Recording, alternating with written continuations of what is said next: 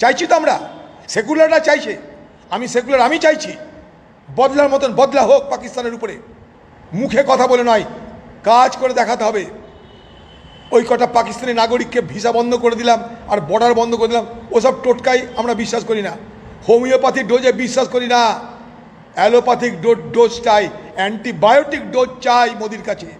মোদিজির কাছে বলবো অ্যান্টিবায়োটিক ডোজ দিন, কবিরাজি নয়, হোমিওপ্যাথি নয়, অ্যান্টিবায়োটিক ডোজ দরকার পাকিস্তানের বিরুদ্ধে।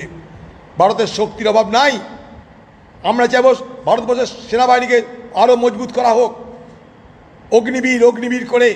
ভারতবর্ষের সেনাবাহিনীতে অনেক সমস্যা তৈরি হয়েছে, আমি সে কথা বলতে রাজি নই, কিন্তু ভারতবর্ষের সেনাবাহিনীতে প্রচুর পরিমাণ খালি পদ পড়ে আছে, সেগুলো পূর্ণ করা হোক। ভারতবর্ষের বিমান বাহিনীর আরও স্কোয়াড্রন দরকার, সেগুলোকে সরবরাহ করা হোক। দেশের স্বার্থে সব কিছু ত্যাগ করতে পারি আমরা।